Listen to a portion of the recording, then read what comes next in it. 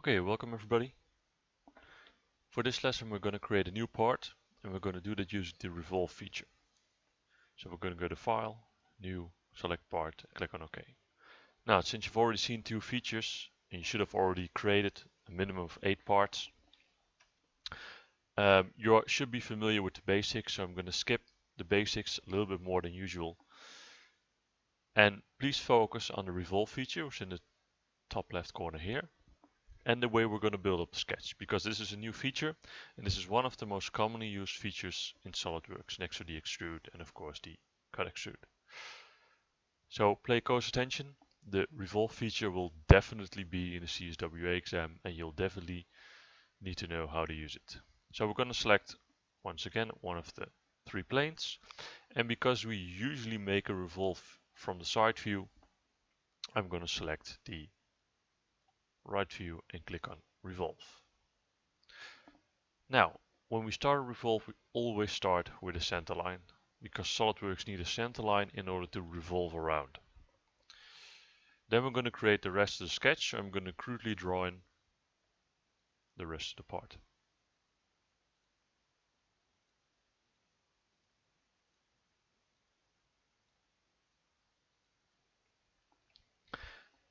Now what's going to happen, this sketch is going to revolve 360 degrees around this axis, creating a 3D part. That's basically how Revolve works. Now you can see that I've already filled in the center hole, which you see in the part, which is 82 millimeters.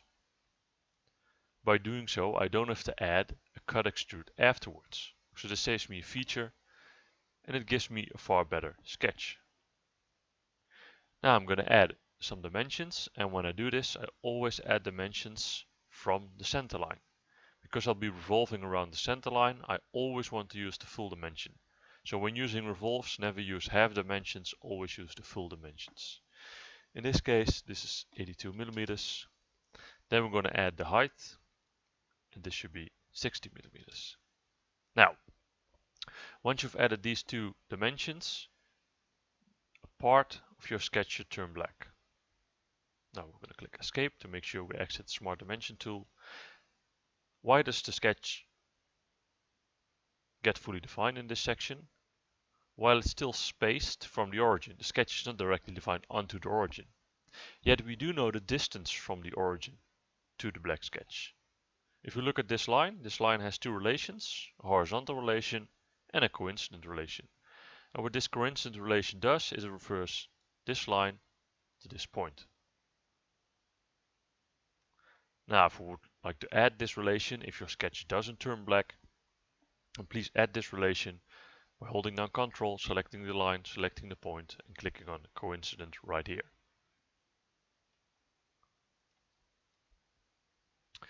Now, as you can also see, I've added the height dimension to my center line. I'm not going to add it to the part, I'm going to add it to the center line, and I'm going to match this point, this line. To once again use a coincident relation. And now as you can see, the height of the part is matched to the center line. Now let's add the rest of the dimensions. This should be 12. The total width from the top should be 90. The distance from where the angle starts should be 106. The height of this part should be 24. And the height at the bottom should be 4. Now we just need to add the width. In this case the total width is 200. And the width from the smaller end is 132. Okay, so we're almost done. Let's tidy this up a little bit. Now what we're going to do is we're going to add the fillets. Now as you saw in the previous video, we can also add the fillet afterwards. I would like to do it now so I have all my main dimensions in one sketch, or at least as much as possible. So it's easy to change everything from one single sketch. I don't have to switch features, exit the sketch, go to the fillet feature, edit it there and then come back. I can do everything in one single sketch, which I prefer. So I'm going to select the fillet feature. I'm going to pin the option here, so you can always use this little pin to keep the option in place when you're still working on it. There are two fillets, one is 8 millimeters and the other is 2. So first going to add the one which is 8. Going to click on the point, select OK. Then you can see the fillet stays put. Going to change this to 2 millimeters, zoom in a little bit, and add the fillet there and click on OK. Now we can go to features and we can go to Revolve Boss Base. Now as you can see, the sketch revolves around the axis, immediately creating the center hole of 82 millimeters. So we don't have to do that afterwards with another cut extrude. So this saves us time. Now we can also make this 270 degrees. As you can see, then we get 3/4. If we want to half, 180 degrees. If we want a quarter, 90 degrees. But for this option, we select 360 degrees. Now, because I've started with a center line, SolidWorks automatically recognizes this, and in the top left corner in the revolve axis, the axis of revolution, automatically selects my center line. If I haven't started the sketch with a center line, then I still need to select the line here manually. But by drawing with a center line or from a center line, I automatically get these full width dimensions, and this option automatically selects. Now we're going to click on OK, and we have our 3D part. Now, next thing we're going to do is we're going to add the hole pattern. We're going to make one cut extrude, and we're going to pattern that feature around the axis of this revolve, and then we're going to create a circular pattern to add more holes. This is also a new feature, so please pay close attention. You will be using this feature a lot when also using revolves. So with the pattern option here, this is the circular pattern. We also have a linear pattern, and you can pattern multiple features together. It can be an extrude, a revolve, all kinds of features. First, going to make one cut extrude. So we're going to select cut extrude, click on this face, and once again I'm going to select the top view. Now, once again, I start with the center line. Then we're going to draw a circle.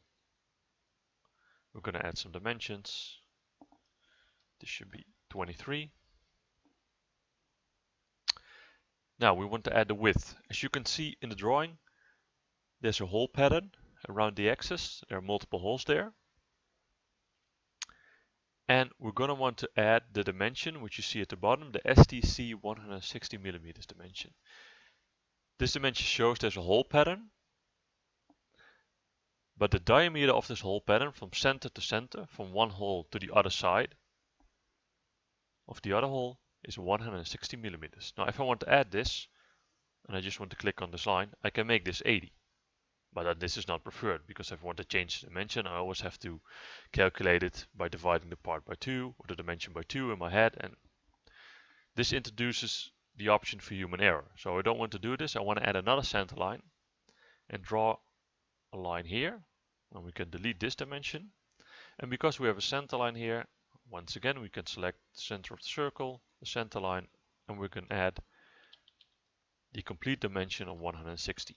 Again, removing the chance for human error if you need to input dimensions. You don't have to divide it by 2, you can always directly input the main dimension.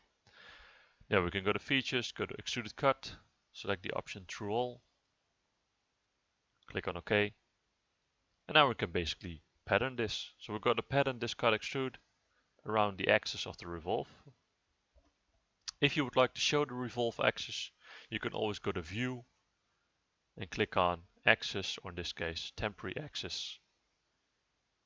As you can see, the cut extrude here has a temporary axis, and the revolve itself has a temporary axis. You can also select it, as you can see here. But this is optional, so we're going to deactivate it again. Now we're going to go to the pattern. I'm going to click on this little tab here, select circular pattern. Here we're going to select the feature that we want to pattern. You can just click on the face from the cut extrude. You can also open this little plus button here and select one of the features you would like. Then in the first option, we're going to select the axis of revolution. Now, we always need to select a circular face, so this face. Then as you can see, we automatically get our hole pattern. This does not work if I select a flat face, because a flat face has no axis of revolution. As you can see, it does not get added here, but instead it gets added here, which is not what we want, because now we're going to revolve the cut extrude and the actual revolve itself. Now this is not what we want. We only want to extrude. We only want to pattern the cut extrude, so we're going to remove the revolve here. And here we're just going to select a circular face. It could be this face. We can delete it. We can select this face. We can delete that. We can select this face. As long as it's a circular face with a center, it will work. So let's select the inner face. And here I've selected the equally spacing option. Make sure full preview is selected. It makes it a lot easier. And I've said my pattern is 360 degrees, so a full circle. Divide that by 8 because they need to be equally spaced. If I deselect this option, I just get 8 extra cut extrudes, all spaced 15 degrees or whatever amount I request. For this case, we use equal spacing. As you can see, the whole pattern matches the whole pattern in the part, and we can now click on OK. And then our part is basically done. As you see, we only need 3 features. And this is basically it. Now I'm going to show you one extra little bonus, because you'll be needing this in one of the other parts on the example page. I'm going to add something extra to this part. Not because it's in the drawing, but because you'll probably be needing it when drawing one of the other 4 parts. We're going to make cut extrude. So we're going to add another hole, but I'm going to add it on this face. So how we're going to do this, because we have no 2D surface to draw on. I cannot draw on this. If I click on this and say I want to make a cut extrude, nothing happens. SolidWorks doesn't recognize this command because it's not possible to add a cut extrude on this circular face. I cannot make a cut extrude from this face because then the direction of the cut extrude will be wrong. So what I can do, if I show the planes, I can draw my cut extrude on one plane and then extrude it through this face in this direction or that direction. So I'm going to select, in this case, my front plane, and I'm simply going to make a cut extrude on my front plane. Select my front view, and then I can simply draw circle.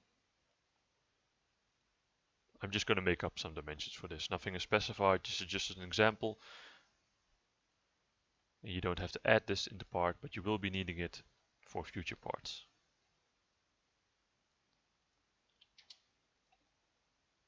Now, as you can see, if we rotate, this is where the sketch is positioned. And now if we extrude it this direction or that direction, go to Features, Extruded Cut, we can say, okay, we want to extrude it this direction or the other direction.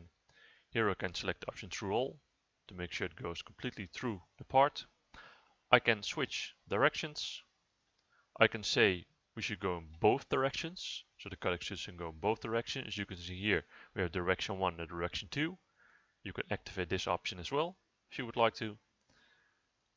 I also have the option to select up the body, so I can select the body and the cut extrude will stop when it's gone through the body. That's also an option. I have up to next, which I can select lines and points. I have up to surface, so I can click on the surface and it will stop when it's reached the surface. So I have multiple options here to select from. For this case, I'm just going to select Through All, click on OK, and then the hole is added. Now, this was an extra feature.